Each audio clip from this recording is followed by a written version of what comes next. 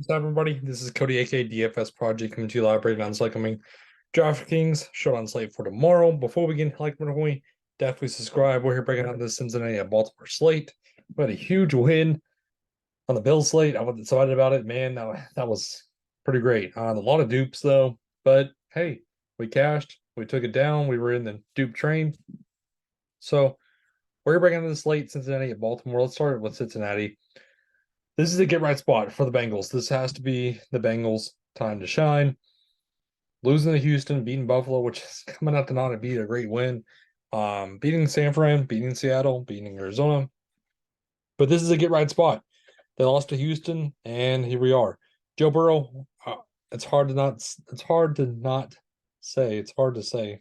We'll see. Either way. I love Joe Burrow here at 10,000.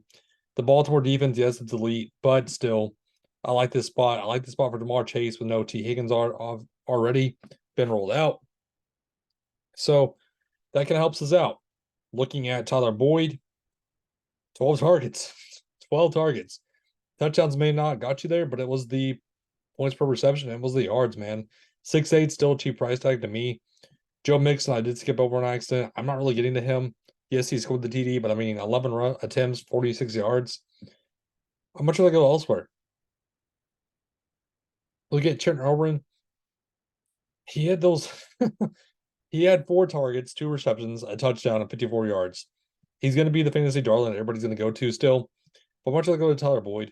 Herb Smith saw 1 target, not really getting there. Tanner Hudson, 7 targets. He is their main go-to guy. I mean, yes, the snap count was all over the place with Drew Sample as well. It's just kind of who has the hot hand, kind of like an NBA term. 3 targets, 12 yards. One of these tight ends is going to go off. It's just the price tag of Tanner Hudson is $400 less than Irv Smith. Either one of those guys can have a big game. It's kind of just like a fantasy roulette. Looking at the Bengals defense, aren't really getting to them. I'm not really getting to McPherson. Let's talk about Baltimore. Lamar Jackson, 10-8, obviously he can get done with his legs. That's the main focal point, but still, this fantasy outings is not really getting it done at the salary at 10-8. How much do they go to Joe Burrow? Mark Andrews, 8-8. This is a good matchup, obviously, on paper. I mean, 8-8, he's the go-to guy. Zay Flowers, 6 targets, 73 yards. It's super boomer bust. He's either going to get you those 73 or he's going to get you those 19, 20 yards. The TDs aren't getting there. He had 1 TD against Tennessee.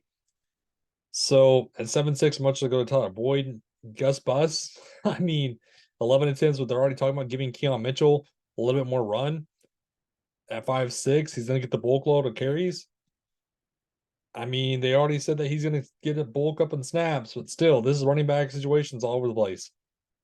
Justin Tucker, 5'4", no thank you. Odell Beckham, he did score the TD last week.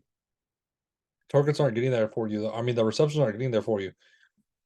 1, 5, 0, 5, 2, 2, 3.